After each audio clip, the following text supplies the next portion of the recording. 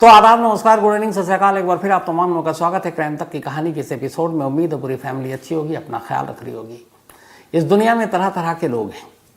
उन्हीं लोगों में से एक शख्स था जिसका शौक फोटोग्राफी थी, लेकिन फोटोग्राफी की जो शौक थी उसके साथ साथ एक और शौक था, और वो शौक था दुनिया भर के ख़जाने को ढूंढना। ऐसे बहुत सारे लोग हैं जो दुनिया में दबे हुए या कहीं और ख़जाने को ढूंढने की कोशिश करते हैं। बहुत बार ख़जाना मिलता भी है, इस पर कई फिल्में भी बन चुकी हैं। लेकिन ये जो शख्स था, ख़जाना ढूंढने की काफ़ी इसने कोशिश की, इतिहास के पन्नों के ज़रिए कामयाबी मिली नहीं। धीरे धीरे वक्त बीता, फिर उसे लगा कि कहाँ ख़जानों के चक्कर में पड़ा हुआ हूँ, ख़जाने तो मिलेंगे नहीं।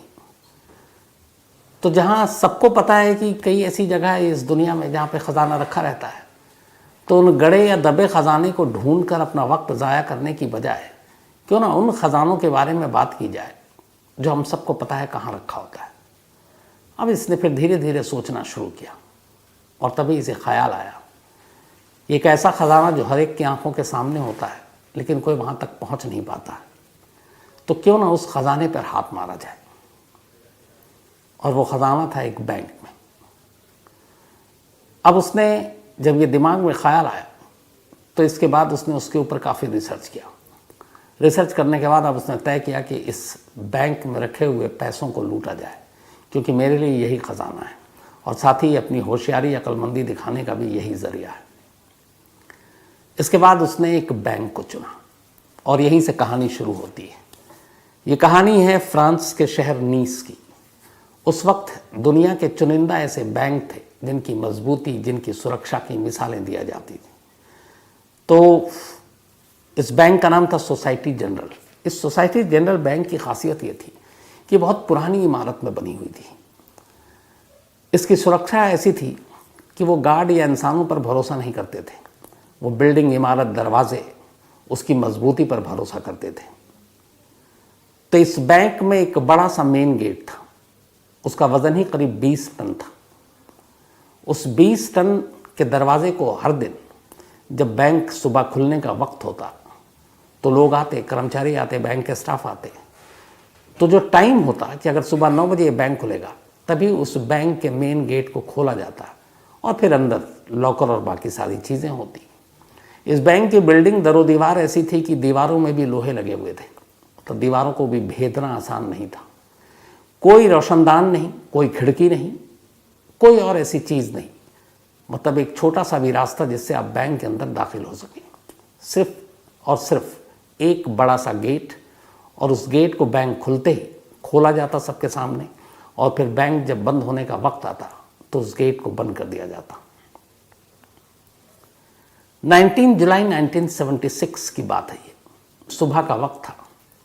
तमाम स्टाफ गेट के पास पहुंच गए बैंक के वक्त से पहले। अच्छा, ये वो दौर था 1976। तब ये एटीएम या फिर इस तरह की चीज़ें नहीं थी। आपको बैंक का लेन देन के लिए आपको बैंक ही जाना पड़ता था। एटीएम मशीनें भी नहीं हुआ करती थी कि आप कहीं से पैसे ले लो, उसमें डाल दो, डिपॉजिट कर दो, क्योंकि टेक्नोलॉजी थी नहीं। तो हर काम, जैसे हम आप कुछ साल पहले तक बैंक ही जाया करते थे हर बार, तो ये वो दौर था। तो ना इंटरनेट, ना टेक्नोलॉजी बैंक में।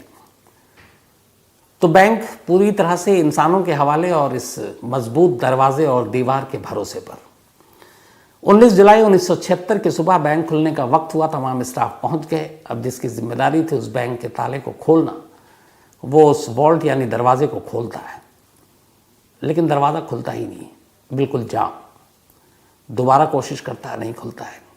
करीब 10-15 मिनट हो जाते हैं। तभी बैंक स्टाफ को याद आता है कि ऐसा 2-3 बार पहले भी हो चुका है कि दरवाज़ा खोलने की कोशिश की गई और नहीं खुला, शायद वो अंदर से जाम हो जाता है। तो इस दरवाजे और इस सिक्योरिटी की जिम्मेदारी जो जिस कंपनी को दी गई थी, जिसने ये दरवाज़ा बनाया था, जिसने ये ताला बनाया था, इससे पहले 2-3 बार जब भी ये दरवाज़ा नहीं खुला तो उस सिक्योरिटी कंपनी को फ़ोन किया गया। उनका फिर स्टाफ आया और उसने अपनी टेक्निक से दरवाजे को खोल दिया। तो 19 जुलाई 1976 की सुबह भी दरवाज़ा खोलने की कोशिश की गई, खुल नहीं रहा।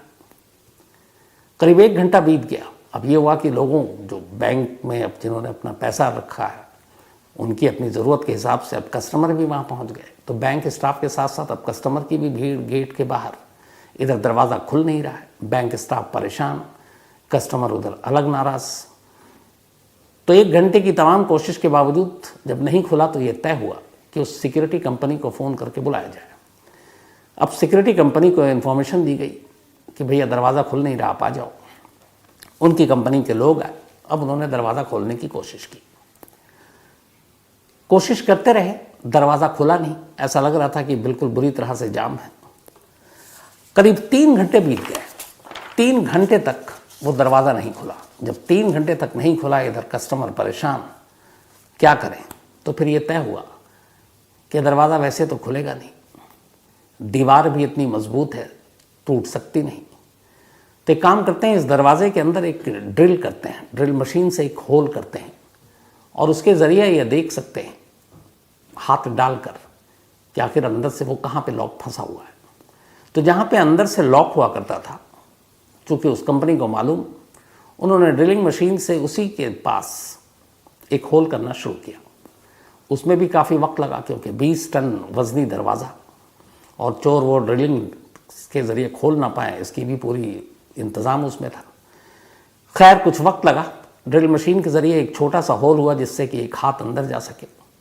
अब एक कंपनी के मुलाजिम ने हाथ अंदर डालकर उस लॉक को टटोला कि अंदर से ऊपर जाम है तो खोल सकें।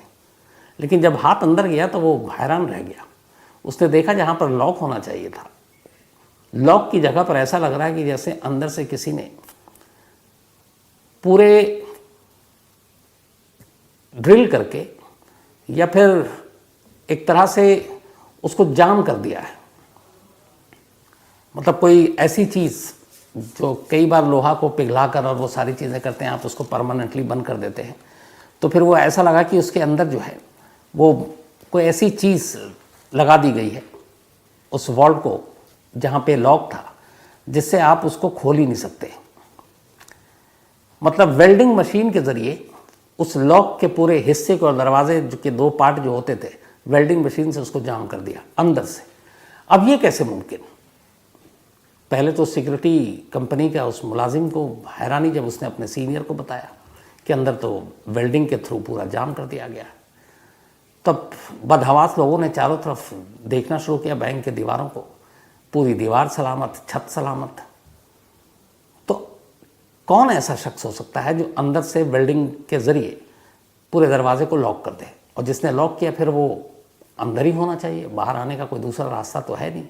लेकिन अभी उससे पहले मुश्किल ये थी कि चलो किसी ने लॉक किया, पहले अंदर तो दाखिल हों ताकि वहाँ का मंजर देखें। अब ये हुआ कि इतना बड़ा होल जिससे एक आदमी कम से कम अंदर दाखिल हो, वहाँ पे कहाँ पे किया जाए। दरवाजे के साथ बहुत वक्त लगता, इधर लोगों की भीड़ बढ़ती जा रही थी। आखिरकार तय हुआ कि एक दीवार के पास वेल्डिंग मशीन से एक इतना बड़ा सुराख किया जाए कि एक आदमी एक बार में आसानी से अंदर दाखिल हो सके। अब उस दीवार में होल करना शुरू किया गया। आखिरकार दीवार में होल किया गया। पहला शख्स अंदर गया। जब वो अंदर गया तो वो अंदर चीख पड़ा। उसने देखा कि अंदर सारे लॉकर टूटे पड़े हुए हैं, सारी तिजोरी गायब, उसके अंदर का रखा हुआ माल गायब। अब धीरे धीरे करके बाकी लोग अंदर गए। अंदर जाने के बाद अब उस वेल्डिंग, जब दरवाजे को देखा अंदर से, तो वेल्डिंग मशीन के ज़रिए बाकी उस पूरे दरवाजे के लॉक और सिस्टम को इस तरह से बंद कर दिया गया था कि आप दरवाज़ा खोल ही नहीं सकते थे, और इसीलिए बाहर से दरवाज़ा खुल नहीं रहा था।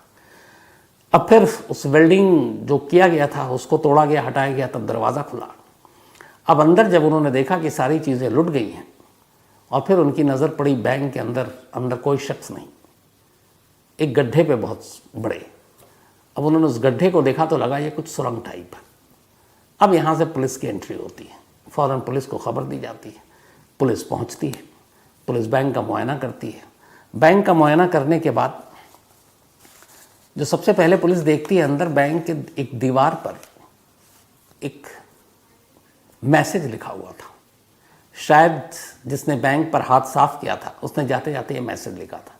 ये जो मैसेज है था तो फ्रेंच लैंग्वेज में, लेकिन उसका हिंदी में ट्रांसलेशन ये है कि बग़ैर हथियार, बग़ैर नफ़रत के और बिना किसी वायलेंस के, बिना किसी हिंसा के। तो बग़ैर हथियार, बिना नफ़रत और बिना किसी हिंसा के बैंक लूट लिया। अब इससे क्लियर हो गया कि ये बैंक रॉबरी का मामला है। तो ये बैंक की चोरी 900 करोड़ की, लेकिन एक 100 करोड़ बैंक हाइस्ट, 100 करोड़ रुपए की चोरी, कैसे हुई ये चोरी? कुकू एफएम के ऑडियो बुक में आप जाकर ये पूरी कहानी इंटरेस्टिंग सुन सकते हैं कि आखिरकार 100 करोड़ रुपए चुराने के लिए क्या क्या किया होगा। तो डिटेल में ये कहानी कुकू एफएम के ऑडियो बुक पर है, 100 crore bank heist. Kuku FM देश का बेस्ट ऑडियो शो प्लेटफॉर्म है जिसके 15 लाख से ज़्यादा एक्टिव हिंदी पेड सब्सक्राइबर हैं और यहाँ हर महीने 4200 घंटे के कंटेंट्स के साथ ये लगातार बढ़ रहा है। कुकू एफएम ऐप पर 10,000 से ज़्यादा ऑडियो बुक हैं जिसे आप कहीं भी कभी भी सुन सकते हैं, हिंदी में सुन सकते हैं। इसमें biography, business, crime, entertainment, politics तमाम बुक हैं। क्राइम तक फैमिली के लिए इस वक्त एक खास ऑफर है। कुकू एफएम ऐप के पहले महीने के सब्सक्रिप्शन पर पूरी क्राइम तक फैमिली के लिए 50% डिस्काउंट है। यानी पहले महीने के लिए सिर्फ 49 रुपये में आपको 10,000 ऑडियो बुक का ऐसा खजाना मिलेगा जिसे आप जहाँ चाहें सुन सकते हैं और अपना ज्ञान बढ़ा सकते हैं। इस वक्त आप अपनी स्क्रीन पर एक QR कोड देख रहे हैं, इसे स्कैन करके direct Kuku FM app download कर सकते हैं। और इसके अलावा क्राइम तक फैमिली के लिए नीचे दिए गए डिस्क्रिप्शन बॉक्स में लिंक को क्लिक करें और कूपन कोड CRIME50 लगाएं, जिससे पूरी फैमिली को 50% डिस्काउंट के साथ 99 रुपये का सब्सक्रिप्शन सिर्फ 49 रुपये में मिलेगा। पुलिस ने मामले की तफ्तीश की। अब उस सुरंग को पे जब नज़र पड़ी पुलिस की टीम की, तो उस सुरंग में मजबूरी थी किसी को उतार कर देखना कि इसका दूसरा सिरा कहाँ जाकर खुलता है। खैर पुलिस की टीम जो है सुरंग में उतरी। सुरंग में अंधेरा। अब वो अंधेरे में चलते गए। चलते चलते जब वो सुरंग के दूसरी तरफ निकले तो पता चला कि वो उस शहर के एक अंडरग्राउंड सीवरेज होती है उसकी लाइन थी। और वो शहर के एक खास जगह पे सीवर के पास से बाहर निकले। जहाँ पे वो सीवर निकल रहा था वहाँ पे बिल्कुल सुनसान टाइप की जगह थी। तो अब बैंक से इस सीवर के बाहर पुलिस की टीम निकली तो ये अंदाज़ा हो गया कि जो बैंक के लुटेरे थे उन्होंने सुरंग खोदी, इस सीवरेज लाइन के थ्रू बैंक तक पहुँचे, बैंक को लूटा और इसी रास्ते से वापस चले गए। अब ये क्लियर हो गया कि मामला बैंक रॉबरी का। अब पुलिस को बैंक के अंदर से भी कुछ चीज़ें मिली, सुरंग के अंदर से भी कुछ चीज़ें मिली। बैंक के अंदर से उन्हें बहुत सारे खाने पीने की चीज़ें मिली, कुछ खाई हुई, कुछ आधी खाई हुई। उन्हें लगा कि जो भी चोर था बड़ी तसल्ली से उसने खाना खाया क्योंकि खाने की मात्रा इतनी ज़्यादा थी। इसके अलावा उनको 27 गैस सिलेंडर मिला जो शायद बैंक के जो अंदर के तिजोरियाँ थीं उनको काटने के लिए इस्तेमाल किया गया था। वेल्डिंग टॉर्च जलाई थी। तो ये सारी चीज़ें इशारा कर रही थी कि ये पूरा मामला एक प्री प्लान चोरी का था। इतना ही नहीं, जिस सुरंग के ज़रिए सीवर के थ्रू पुलिस की टीम निकली तो वहाँ पे वेंटिलेशन मशीनें भी लगी हुई थी ताकि हवा जो है फ्रेश एयर वो ले सकें ताकि अंदर दम घुट ना जाए। तो इतने सारे तामझाम के साथ शहर के एक सबसे सुरक्षित बैंक के अंदर एक चोर चोरी कर चुका था। अब हिसाब किताब लगाना शुरू किया गया। जब हिसाब किताब लगाना शुरू किया गया तो उस वक्त जो रिपोर्ट आई वो ये थी कि 20 मिलियन से भी ज़्यादा, यानी कि डॉलर में अगर कहें तो 110 मिलियन डॉलर और इंडियन करेंसी में कहें तो करीब 900 करोड़ रुपए कैश और ज्वेलरी उस बैंक की तिजोरी से गायब हो गए थे जो अलग अलग लोगों के थे। 900 करोड़, ये उस वक्त की सबसे बड़ी चोरी थी। इस चोरी की खबर पूरी दुनिया की मीडिया में आई, फ्रंट पेज पे खबरें छपी और इस चोरी के तरीके पे लोग हैरान थे कि कैसे ये चोरी हुई। अब पुलिस के ऊपर, फ्रेंच पुलिस पर दबाव कि इस चोरी के केस को सुलझाएं। फ्रेंच पुलिस ने अपनी स्पेशल टीम बनाई, लोगों को लगाया। 3 महीने बीत गए। 3 महीने तक कोई जानकारी नहीं मिली। अब अक्टूबर का महीना आ गया, अक्टूबर 1976। पुलिस अब भी कोशिश कर रही है 900 करोड़ रुपए के चोरों को पकड़ने की और हाथ खाली है। 3 महीने के बाद अक्टूबर 1976 में एक लड़की अचानक एक पुलिस स्टेशन में पहुंचती है इसी नीस शहर के और वहां जाकर कहती है कि मुझे इस बैंक चोरी के बारे में जानकारी है। अब पुलिस को और क्या चाहिए। उसने कहा कौन क्या। वो एक शख्स का नाम बताती है, कहती है कि वो मेरा बॉयफ्रेंड है और मुझे कल ही पता चला उसकी बातचीत से, उसके पास काफ़ी अचानक पैसे आ गए कि उसने इस बैंक को लूटा है।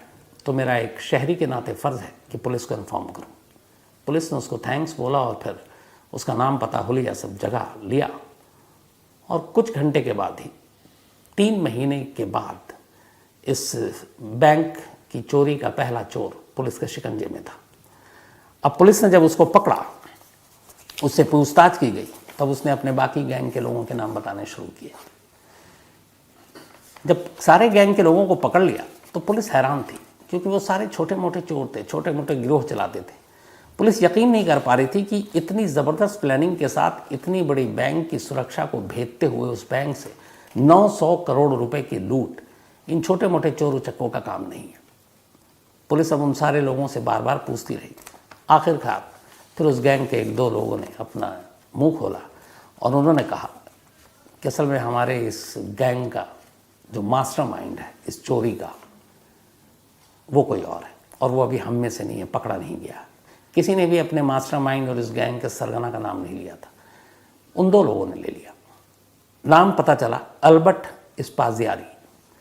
अल्बर्ट स्पाजियारी इटली का रहने वाला था और ये पेशे से एक फोटोग्राफर था, और फोटोग्राफी के साथ साथ इसको गड़े और दबे खजाने को ढूंढने का शौक था।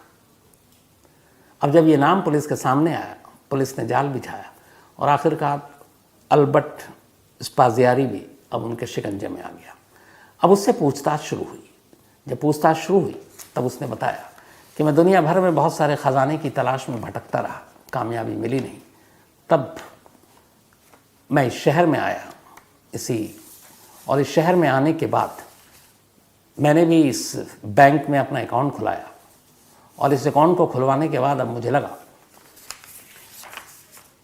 कि ख़जाने के पीछे कहाँ इधर उधर भागते रहो, क्योंकि मुझे इस बैंक के बारे में असलियत पता चल गई थी कि इस बैंक में बहुत सारे पैसे हैं, यानी ख़जाने हैं। तो इसी सोसाइटी जनरल बैंक में फिर मैंने अपना अकाउंट खुला लिया। अकाउंट खोलने के बाद अब मैं अक्सर बैंक आता और अब मैंने प्लानिंग करनी शुरू की। सबसे पहले उसने इस बैंक में एक लॉकर लिया। उसने कहा कि उस लॉकर को लेने के बाद मैंने बैंक चूँकि इतनी बार गया था, बहुत सारे फोटोग्राफर था पेशे से, तस्वीरें भी ली, तो उसने देखा कि इस पूरे बैंक की जो सुरक्षा है वो सिर्फ एक मेन गेट के हवाले है। 20 टन वजनी वो गेट जो खुलता नहीं है और उसे खोलने वाला कोई नहीं है। तो मुझे लगा कि बाकी पहरेदार और बाकी लोगों की तरफ से ये बेखबर है बैंक के तमाम जो करता धरता है। तो इसने कहा कि उस दरवाजे को तो खोलना और उस दरवाजे से आकर चोरी करना मुश्किल था। तो उसने सबसे पहले ये भी सोचा कि अंदर शायद कुछ सिक्योरिटी सिस्टम में अलार्म होगा। तो उसने जब अपना जो एक लॉकर लिया, उसके अंदर उसने एक अलार्म वॉच रख दिया, एक घड़ी जिसमें अलार्म बजती है, और उसमें रात का टाइम फिक्स किया। और अपने एक दिन लॉकर में गया, उसने उस अलार्म वॉच को उसके अंदर डाल दिया। घंटी बजी, कुछ नहीं हुआ। 2 दिन बाद वो फिर बैंक आया, उसने घड़ी में अलार्म सेट किया। फिर रात को घंटी बजी, कोई हरकत नहीं। तो वो अब कन्विंस हो गया कि इस बैंक में सिक्योरिटी सिस्टम कुछ नहीं है जो डिटेक्ट कर सके ऐसे, क्योंकि अगर लॉकर के अंदर अलार्म बज रहा है तो कोई सेंसर या बाकी चीज़ें पकड़ सकती हैं, लेकिन वहाँ किसी को खबर ही नहीं हुई। नॉर्मल बैंक में सुबह से रात तक काम चल रहा है। उसे लगा कि बस अब इस बैंक को लूटना आसान है। इसके बाद वो इंजीनियर बनकर शहर के म्युनिसिपल दफ्तर पहुँचता है। बैंक को चारों तरफ से वो अपनी नज़रों से पहले ही टटोल चुका था। अब वो पहुंचा इंजीनियर बनकर फेक म्युनिसिपल कॉरपोरेशन के दफ्तर। उसने वहाँ से शहर का नक्शा लिया। शहर के नक्शे को लेकर अब उसने उस बैंक को देखा, उस बैंक के इर्द गिर्द की तमाम चीज़ों को देखा, पर उसे कहीं से भी बैंक में और एंट्री का कोई रास्ता सूझा नहीं, क्योंकि बैंक की दीवार और उस दरवाजे को भेदना नामुमकिन, और कहीं एक छोटा सा रोशनदान भी नहीं जिससे दाखिल हो। तब उसे लगा ज़मीन के ऊपर की बजाय ज़मीन के नीचे की तरफ सोचो। उस नक्शे के ज़रिए उसे पता चला कि यहाँ पे कुछ सीवरेज लाइन है। उनमें से एक सीवरेज लाइन पे उसने फिर अपने आकर नक्शे के हिसाब से ज़ीरो इन किया और एक रोज़ उस सीवर में उतर गया। उतरने के बाद उसने नापना शुरू किया और फिर उसे अंदाज़ा हो गया कि ये सीवर की लाइन जो मेन शहर के मेन सीवर की लाइन है, उससे एक जगह पर आकर ये कटती है, और वहाँ से अगर हम सुरंग बनाएं तो सीधे बैंक के अंदर जाकर इस सुरंग को खोल सकते हैं। अब यहाँ तक तो सब ठीक था, लेकिन जो उसने नापा उसके हिसाब से उसको मेन सीवरेज लाइन से कट कर बैंक तक जाने के लिए 26 फीट टनल बनाना था, यानी 26 फीट लंबा सुरंग। अब ये उसके अकेले का बस का था नहीं, क्योंकि वो चोरी की प्लानिंग कर रहा था। ये खुदाई और सुरंग बनाना उसे आता नहीं। फिर उसने रिसर्च किया। उसने शहर के एक बदनाम गिरोह के बारे में पता किया और एक तरह से उनको, उस गैंगस्टर्स की टीम को अपने साथ मिलाया। उन्हें अपना आइडिया दिया, कहा बैंक को लूटना है लेकिन उसके लिए सुरंग बनाना है। वो गैंग तैयार हो गई, लेकिन उसने कहा कि इसमें वक्त लगेगा क्योंकि ये सुरंग जो बनाने का काम है सिर्फ रात के अंधेरे में हो सकता है। अब रात के अंधेरे में सुरंग बनाने का काम शुरू हुआ उस सीवरेज लाइन के अंदर, और इस काम में पूरे 2 महीने लगे 26 फीट का यह सुरंग बनाने में। 2 महीने पूरे होने के बाद अब ये इंतज़ार करने लगे कि बैंक की छुट्टी वाला दिन आए। सैटरडे को बैंक बंद होता है, संडे को बंद होता है, तो मंडे को खुलेगा। तो उन्होंने कहा कि अब सैटरडे का दिन चुनते हैं। सैटरडे को बैंक जैसी शाम को बंद, ये लोग अपने साथ सारी चीज़ें, तब गैस सिलेंडर, कटर, खाना पीना सब लेकर सैटरडे की शाम को बैंक के अंदर दाखिल हो जाते हैं। अगले 27 घंटे तक ये लोग बैंक में रहते हैं, 27 आवर्स, पूरा सैटरडे और पूरा संडे शाम तक। वहाँ जाने के बाद हर एक लॉकर को तोड़ते हैं तसल्ली से, लंच भी वहीं करते हैं, ब्रेकफास्ट भी वहीं करते हैं, डिनर भी वहीं करते हैं। सब करने के बाद एक वेल्डिंग मशीन से जो मेन दरवाज़ा था उसके अंदर से उसको बंद कर देते हैं, ताकि अगर ऐन वक्त पे कोई बैंक में आना भी चाहे तो अंदर ना आ पाए, और बैंक में दाखिल होने का दूसरा कोई रास्ता नहीं था। इस तरीके से इसने ये सारी लूटपाट की, लेकिन एक गैंग मेंबर की गर्लफ्रेंड ने पुलिस में भांडा फोड़ दिया और इसलिए सारे लोग पकड़े गए। तो अब ये साहब भी पकड़े गए, मास्टरमाइंड। इसके बाद इनको जज के सामने पेश किया गया। जज के सामने जब पेश किया गया तो सारे सबूत इसके खिलाफ थे। इसने अपना जुर्म कबूल कर लिया। उसने कहा कि हाँ, मैं ही इसका मास्टरमाइंड हूँ। इतनी बड़ी चोरी थी। उस जुर्म को देखते हुए उस वक्त अदालत ने इसको उम्र कैद की सज़ा सुनाई। उम्र कैद की सज़ा मिल तो गई, लेकिन अभी तक चोरी का माल नहीं मिल रहा था। अब पुलिस इधर परेशान थी। थोड़े बहुत मिल गए, 900 करोड़ में थे 200-400, आधे से ज़्यादा अभी तक नहीं मिले। अब मास्टरमाइंड यही, तो चोरी का रकम भी कहाँ है इसी को पता। पुलिस ने इससे कहा भी कि देखो अगर तुम करोगे तो तुमको तुम्हारी सज़ा कम होगी, लेकिन इसने बताया नहीं। अब जिस दिन उम्र कैद की सज़ा हुई, सज़ा सुनाने के बाद जज साहब इससे आखिरी बार पूछते हैं कि कहाँ है तुम, अगर बता सको। सज़ा सुनाई जा चुकी है, उम्र कैद मिल चुकी है। ये कागज़ पर कुछ कोडवर्ड लिखता है और वो कोडवर्ड लिखकर जज साहब के आगे कर देता है। कहता है ये सारा चोरी का माल यहाँ छुपा हुआ है। अब कहाँ छुपा हुआ है ये उसने कोडवर्ड में लिख कर दिया है। जज साहब ने पूछा कि इसका कोड बताओ, तो उसने कहा नहीं, मैं कोर्ट में सबके सामने नहीं बताऊंगा। मैं कहाँ कहाँ खजाना छुपा है, अलग अलग जगहों पर है, ये कोड मैंने आपको दे दिया। ये डिकोड मैं सिर्फ आपके सामने करूँगा, अकेले में, आपके कमरे में। जज तैयार हो गए। अब बाकी सारे लोग कोर्ट रूम में, जज साहब के चैम्बर के अंदर ये पहुँचते हैं, चोर साहब। और वहाँ पहुँचने के बाद अब वो जज पूछता है कि चलो अब कोड बताओ। तो जब कोर्ट की बात आ रही थी, ये कुछ टाइम लेता है और कुछ बताना शुरू करता है। और इसी बीच में अचानक जज साहब के कमरे में एक विंडो थी और वो विंडो फर्स्ट फ्लोर पे थी। इसके बाद अचानक जज साहब उलझे हुए और ये उस विंडो से नीचे छलांग मार देता है। नीचे एक मोटरसाइकिल खड़ी थी पहले से, नीचे छलांग मारते ही उस बाइक पर बैठता है और 9-2-11 जज के कमरे से उम्र कैद की सज़ा मिलने के बाद ख़जाने का पता देने के नाम पर ये जज की आंखों के सामने से भाग जाता है। फिर ऐसा भागता है कि कभी उसका कोई सुराग नहीं मिलता। अब वो निकल चुका, हाथ आया नहीं। धीरे धीरे वक्त बीता, लेकिन चोर अभी भी सामने नहीं आ रहा है। आखिरकार बहुत लंबा वक्त जब बीत गया तो फिर 1989, 8 जून 1989 में खबर आई इटली से। अल्बर्ट की मां ने कहा कि उसके बेटे की मौत हो गई है इटली में। 8 जून 1989 को पूछा गया कि कैसे मौत हुई। उन्होंने कहा मुझे भी नहीं मालूम। कुछ लोग मेरे बेटे की डेड बॉडी को मेरे घर के बाहर रख कर चले गए। तो ये आज भी एक राज है कि कि अल्बर्ट की मौत कैसे हुई, किन लोगों ने मारा या फिर नेचुरल डेथ हुई, और वो कौन लोग थे जो उसकी डेड बॉडी को उसके घर के बाहर चले गए। लेकिन इससे पहले जब ये वहाँ से भागा था तब अल्बर्ट ने एक टीवी इंटरव्यू दिया था, और उस टीवी इंटरव्यू में उसने डिटेल में बताया था कि उसने इस चोरी की प्लानिंग कैसे की थी। वही डिटेल जो अभी मैंने आपको थोड़ी देर पहले सुनाई। तो ये थी उस वक्त की सबसे बड़ी चोरी। और कमाल की बात यह कि चोर जज के कमरे से भी भाग गया, और ऊपर से कमाल की बात ये कि उस लूट की रकम में से ज़्यादातर रकम कहाँ है आज भी वीनस या फिर पुलिस को नहीं मालूम।